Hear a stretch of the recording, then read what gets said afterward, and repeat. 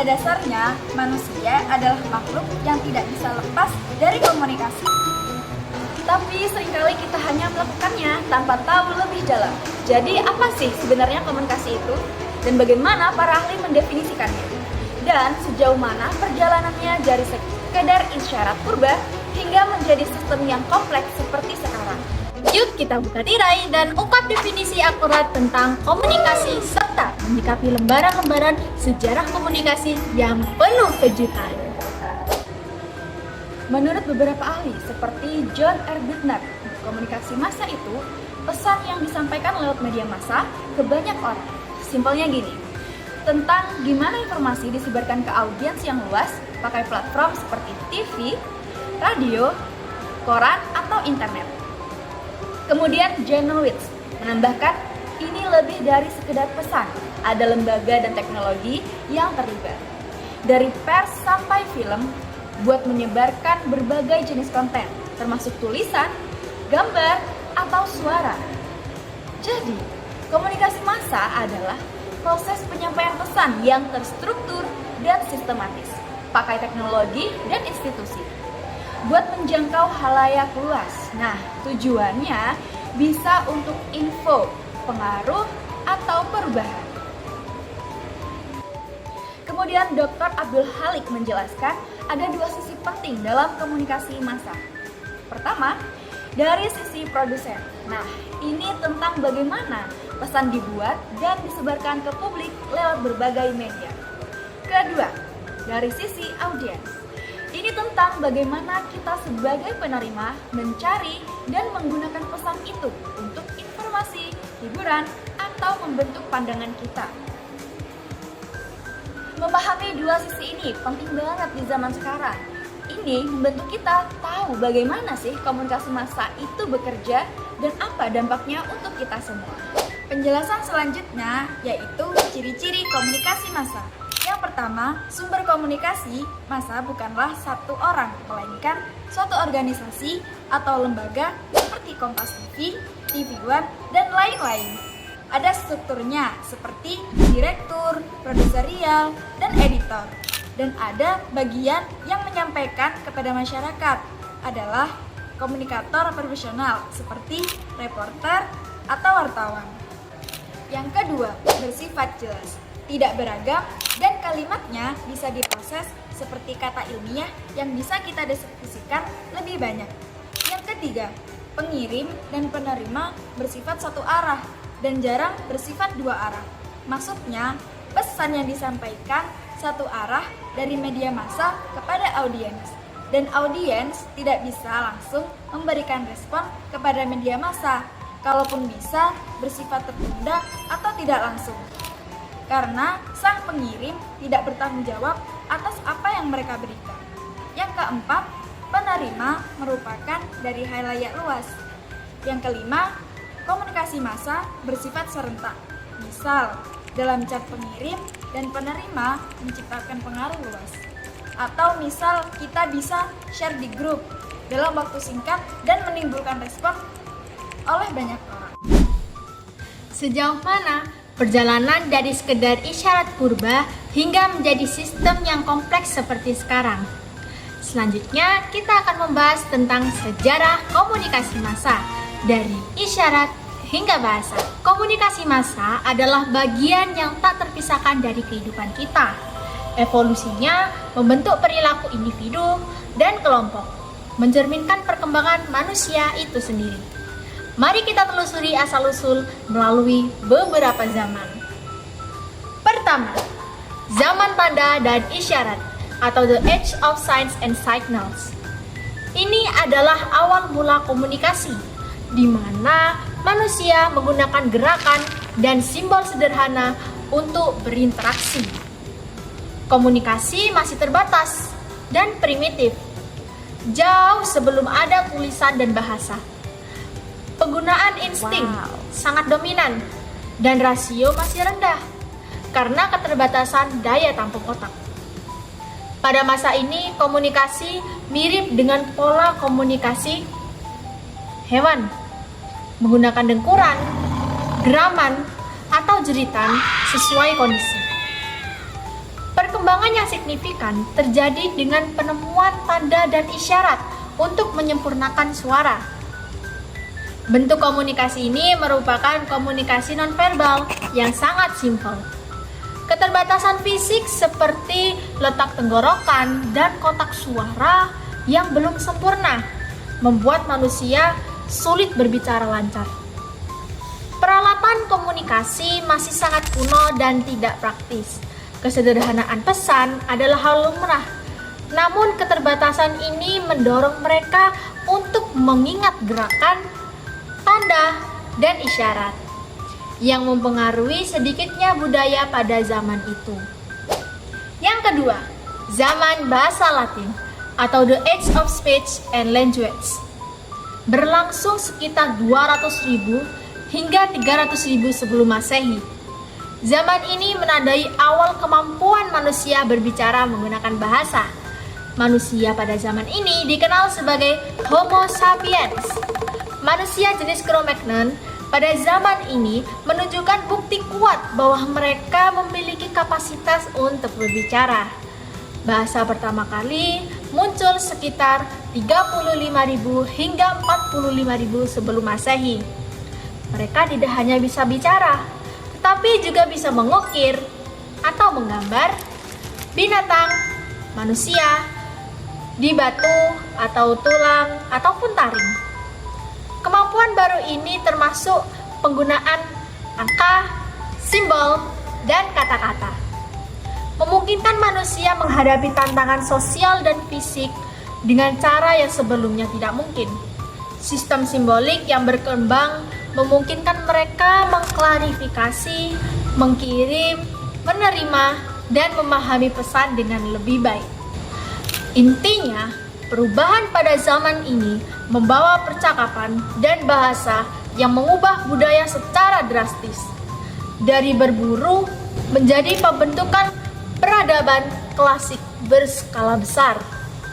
Kata, angka, simbol, serta aturan bahasa dan logika membuka kemungkinan baru bagi manusia dalam berinteraksi dengan lingkungannya.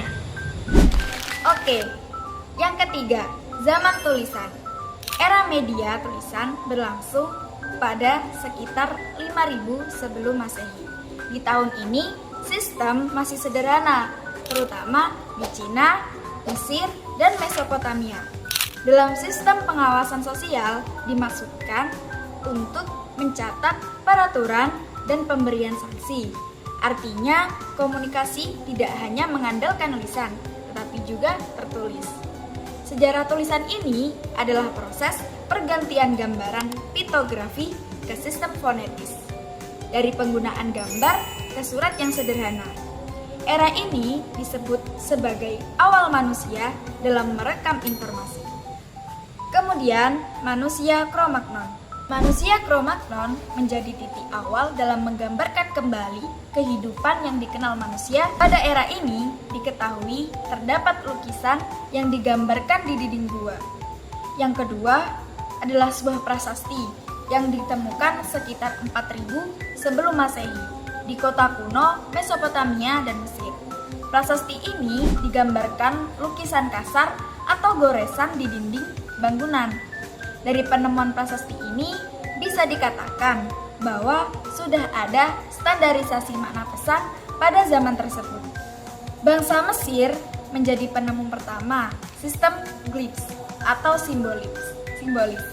Nah, glyphs itu diartikan sebagai pahatan dan simbolis sebagai artian penyampaian pesan yang dipahat itu. Sekitar 2500 tahun sebelum munculnya ajaran Kristen, orang Mesir menemukan jenis pembuatan kertas yang tahan lama, yang terbuat dari papirus. Papirus adalah serat batang tumbuhan papirus. Dibanding dengan batu, papirus lebih mudah, alasannya menggunakan tinta dan kuas daripada memahat di batu. Papirus ini ditemukan di sekitar muara sungai Nil. Perkembangan ini memberikan pengaruh dan perubahan. Sekitar tahun 2000 sebelum Masehi, orang-orang Mesir menggunakan papirus sebagai alat media untuk menyampaikan informasi secara tertulis. Dengan ini, para ahli juga mendapatkan kemudahan dan keuntungan dalam membaca sebuah tulisan yang terdapat di dalam papirus itu. Intinya, hal yang penting dalam era ini adalah perubahan dari menulis di batu ke media portabel dan industri ringan. Hal ini juga menjadikan fenomena atau tahapan yang penting dalam proses menuju zaman digunakannya mesin cetak sebagai alat komunikasi. Selanjutnya adalah sejarah media cetak. Media cetak adalah media yang menyebarkan berita atau informasi melalui publikasi cetak seperti koran, tabloid, majalah, dan buku. Awal mula media cetak tak bisa dilepaskan dari penemuan mesin cetak oleh Johann Gutenberg pada tahun 1456. Sebelum Gutenberg, kualitas media cetak sangat minim karena harus ditulis tangan dan penyebarannya dibatasi oleh penguasa. Dengan mesin Gutenberg, produksi media cetak menjadi efisien dan mudah dibaca, memungkinkan penyebaran ide dan gagasan ke masyarakat luas. Meski awalnya mahal, harga media cetak bisa diturunkan dan isinya pun berkembang dari sekedar agama menjadi topik yang lebih ringan dan hiburan seperti puisi, novel, dan cerita. Media cetak di Indonesia sudah ada sejak zaman Belanda. Publikasi cetak pertama adalah Memories Noveles pada tahun 1615. Sebuah buletin yang diterbitkan VOC untuk pegawainya. Surat kabar pertama, Bataviasche Novels and Politieke Renseignement 1744 hanya bertahan 2 tahun karena dianggap merugikan kepentingan VOC. Pada masa pendudukan Jepang, surat kabar digunakan sebagai alat propaganda perang dan berada di bawah kekuasaan militer. Meskipun pers hancur, Jepang melarang penggunaan bahasa Belanda dan mendorong penggunaan bahasa Indonesia. Ini menjadi keuntungan yang besar karena mempercepat penggunaan bahasa Indonesia sebagai alat pemersatu dan penyampaian pendapat di masyarakat.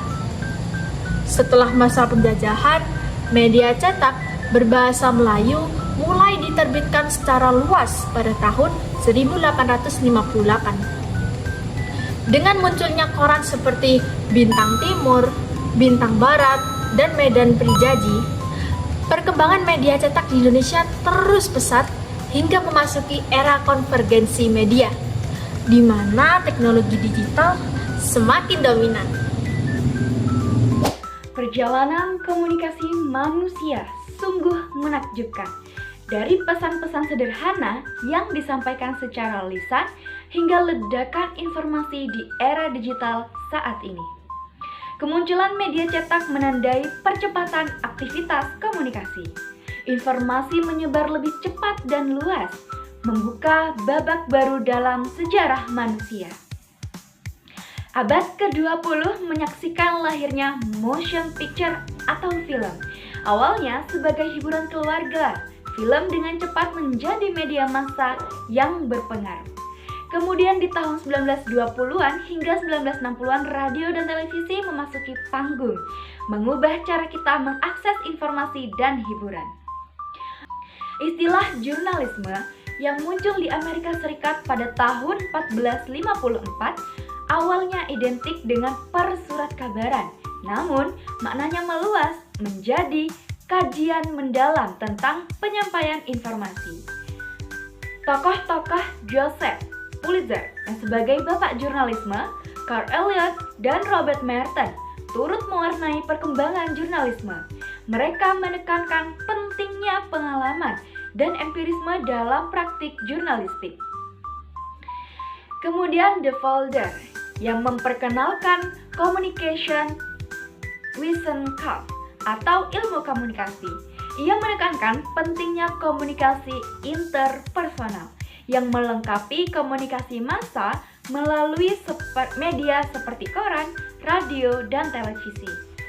Dan istilah mass communication ini pun muncul mempelajari siaran radio, televisi, dan film. Namun, perkembangan komunikasi yang melampaui media massa seperti komunikasi kelompok dan komunikasi antar pribadi ini membawa pada perluasan cakupan ilmu komunikasi menjadi communication science. Radio dan televisi mencapai titik kejenuhannya hingga kemudian muncullah internet yang membawa revolusi baru dalam komunikasi massa. Internet ini mengatasi batasan ruang dan waktu, memungkinkan penyebaran informasi secara global dan instan. Integrasi internet dengan media massa tradisional seperti smart TV dan platform radio online seperti iHeartRadio semakin memperkuat peran internet dalam kehidupan kita. Ini menunjukkan kemampuan manusia untuk terus berinovasi dalam berkomunikasi. Perkembangan pesat ini didorong oleh kebutuhan manusia. Media massa, terutama media online, telah menjadi bagian tak terpisahkan dari kehidupan kita. Ia memenuhi kebutuhan informasi, hiburan, dan mempermudah berbagai aktivitas. Kita bisa mengakses berita dari seluruh dunia tanpa harus berpergian. Perjalanan komunikasi massa masih terus berlanjut. Kita akan terus menyaksikan inovasi dan perubahan yang akan membentuk cara kita berkomunikasi di masa depan. Nah, itu tadi definisi komunikasi, ciri-ciri komunikasi, dan sejarah komunikasi dari awal hingga masa kini. Kemudian kesimpulannya, perkembangan sejarah komunikasi massa yang bermula dari zaman tulis hingga komunikasi massa seperti pada saat ini menunjukkan kepada kita bahwa manusia terus berinovasi dalam mencari cara untuk berkomunikasi. Dari metode sederhana seperti isyarat dan bahasa lisan hingga teknologi canggih seperti internet dan media sosial. Perkembangan teknologi informasi dan komunikasi telah membawa perubahan signifikan dalam cara informasi disebarluaskan dan dikonsumsi, mempengaruhi perilaku individu dan masyarakat secara luas, meskipun komunikasi massa menawarkan berbagai manfaat, seperti akses informasi yang lebih mudah dan penyebaran pengetahuan yang cepat.